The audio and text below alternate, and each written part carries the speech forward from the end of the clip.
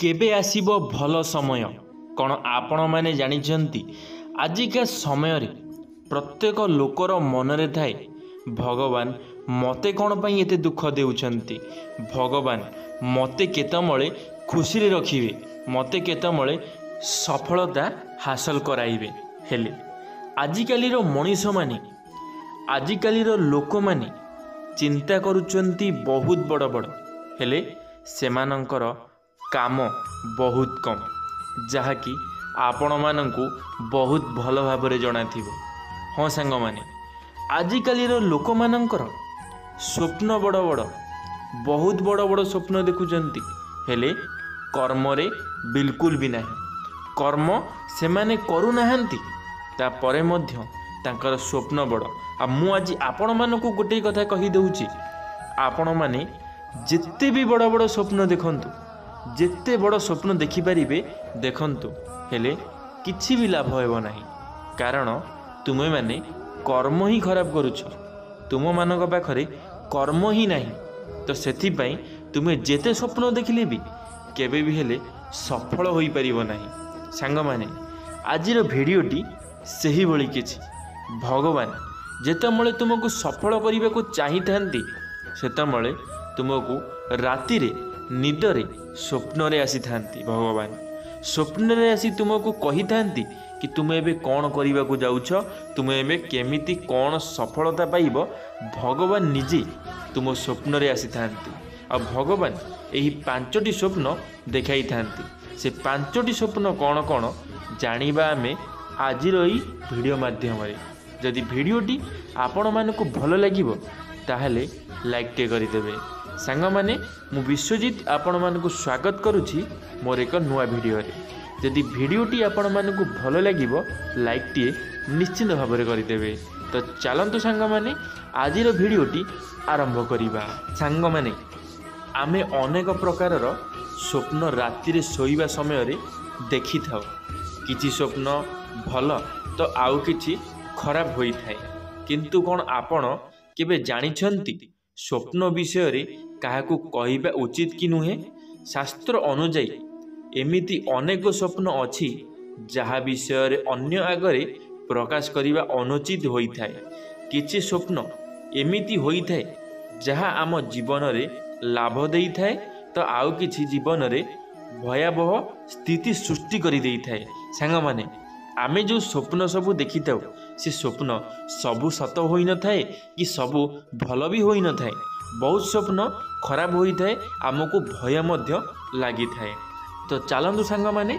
जानि नबा से पांचटी स्वप्न कौन प्रथम रे हेउची जदि कौनसी व्यक्ति को स्वप्न रे भगवान शिवंक दर्शन हो जाए तेबे एहाटारु सौभाग्यर कथा आउ किछि भी नाही एही स्वप्नर अर्थ होई थाए कि ईश्वर आम सह जोड़ी हेबाकू चेष्टा करुछंती एमिति भी होई पारे ईश्वर आम स्वप्न रे आसी किछि संदेश देबाकू चाहुछंती सांग माने यदि आपणक स्वप्न रे भगवान शिव दर्शन देउछंती ताहले आपण माने बहुत बड़ भाग्यशाली मनीष भगवान आपणक सहित जोड़ी हेबाकू चाहुछंती द्वितीय रे हेउची जदि व्यक्ति स्वप्न रे गछलता सूर्य चंद्रमा पशुपक्षी देखंती तेबे भल समय आगमनर सूचना मिली थाए यह ईश्वरंक संकेत बोली माना जाई थाए एभली स्वप्न देखिले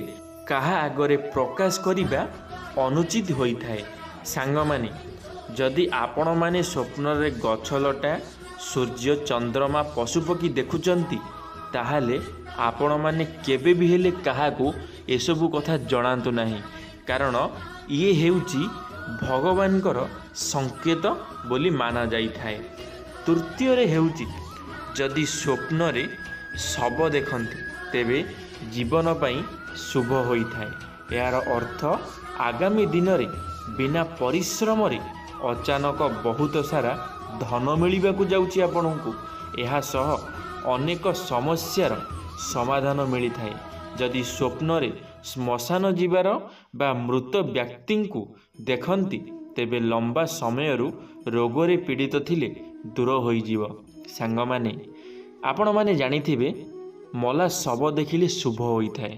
ଯଦି ସ୍ୱପ୍ନରେ ଆପଣମାନେ ମଲା ଶବ ଦେଖୁଛନ୍ତି ତାହେଲେ ଆପଣମାନଙ୍କ ପାଇଁ ବହୁତ ଅଧିକ ଶୁଭ।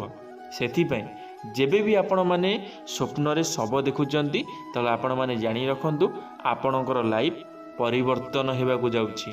ଚତୁର୍ଥରେ ହେଉଛି ଯଦି ଆପଣ ସ୍ୱପ୍ନରେ ମାଛ ସହ ଜଡ଼ିତ କିଛି ଦେଖନ୍ତି ତେବେ ଧନ ପ୍ରାପ୍ତି ହେବାର ସୂଚନା ଦେଇଥାଏ।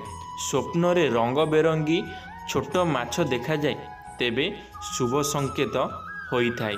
ଏମିତି ସ୍ୱପ୍ନର ଅର୍ଥ ବ୍ୟକ୍ତିର ଜୀବନ ସଫଳ ହେବା ସହ କୌଣସି ଅସୁବିଧାର ସମ୍ମୁଖୀନ ହେବ ନାହିଁ। ପଞ୍ଚମରେ ହେଉଛି ଆପଣ ଯଦି ସ୍ୱପ୍ନରେ ସାପ ଦେଖନ୍ତି ବହୁତ ଶୁଭ ମନାଯାଏ। ଏହାଦ୍ୱାରା ବେପାରରେ ଫାଇଦା ମିଳିଥାଏ। ଏହା ସହ ଜୀବନର ଖୁସିର ଆଗମନ ହୋଇଥାଏ। ସ୍ୱପ୍ନରେ ସାପ ଦେଖିଲେ ବ୍ୟବସାୟରେ ବା କୌଣସି କାମ କରୁଥିଲେ ସେଥିରେ ସଫଳତା ମିଳିଥାଏ। ଏହା ଉନ୍ନତିର ମାର୍ଗ ଦର୍ଶାଇଥାଏ। ଜୀବନରେ ଯେବେ ରାହୁଙ୍କ ଦଶା ଚାଲିଥାଏ ସେତେବେଳେ ସ୍ୱପ୍ନରେ ସାପ ଦେଖା ଦେଇଥାଏ। ସାଙ୍ଗମାନେ ଯଦି ଆପଣମାନେ ସ୍ୱପ୍ନରେ ସାପ ଦେଖୁଛନ୍ତି ତାହେଲେ ଆପଣମାନେ ଜାଣି ରଖନ୍ତୁ ସାପ ହେଉଛି ଯଦି ଆପଣଙ୍କ ସ୍ୱପ୍ନରେ ଆସୁଛନ୍ତି ତାହେଲେ ଇଏ ହେଉଛି ବହୁତ ଭଲ ଶୁଭ କାମ।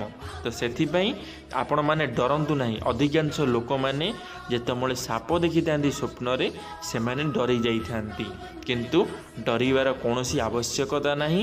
ଯଦି ଆପଣମାନେ ସ୍ୱପ୍ନରେ ସାପ ଦେଖୁଛନ୍ତି ତାହେଲେ ବହୁତ ଶୁଭ ଫଳ ମିଳିଥାଏ। ଆପଣଙ୍କ ସହିତ କିଛି ଭଲ ହେବାକୁ ଯାଉଛି, ସେଥିପାଇଁ ଆପଣମାନେ ସ୍ୱପ୍ନରେ ସାପ ଦେଖିଥାନ୍ତି।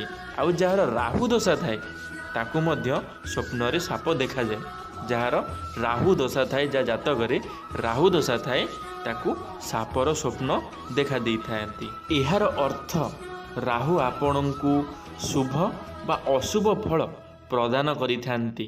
ତେବେ ଏହା ଥିଲା ସେହି 5ଟି ସ୍ୱପ୍ନ ଯାହାକୁ ଦେଖିଲେ କ'ଣ କ'ଣ ଲାଭ ମିଳିଥାଏ ତାହା ମୁଁ ଆପଣଙ୍କୁ ଜଣାଇଲି।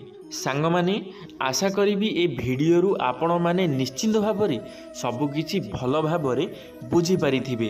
ଆପଣମାନଙ୍କୁ ଯଦି କୌଣସି କଥା ଅବୁଝା ଲାଗୁଛି କି କୌଣସି କଥା ଭୁଲ ଲାଗୁଛି ତାହେଲେ ଆପଣମାନେ ମୋତେ କମେଣ୍ଟରେ ଜଣାଇ ପାରିବେ, ଆପଣମାନଙ୍କର ମତାମତ ରଖିପାରିବେ। ଧନ୍ୟବାଦ ସାଙ୍ଗମାନେ, ଭିଡ଼ିଓଟି ଶେଷ ପର୍ଯ୍ୟନ୍ତ ଦେଖିଥିବାରୁ ଆପଣମାନଙ୍କୁ ଅଶେଷ ଅଶେଷ ଧନ୍ୟବାଦ। ଆଶା କରିବି ମୋର এই ଭିଡ଼ିଓଟି ଆପଣମାନଙ୍କୁ ନିଶ୍ଚିତ ଭାବରେ ଭଲ ଲାଗିଥିବ। ଯଦି ଭିଡ଼ିଓଟି ଭଲ ଲାଗିଥିବ ଲାଇକ୍ଟେ କରିଦେବେ, ସାଙ୍ଗମାନଙ୍କ ମଧ୍ୟରେ ସେୟାର ନିଶ୍ଚିତ ଭାବରେ କରିଦେବେ। କମେଣ୍ଟ ବକ୍ସରେ ଆପଣମାନଙ୍କର ମତାମତ ରଖିବେ।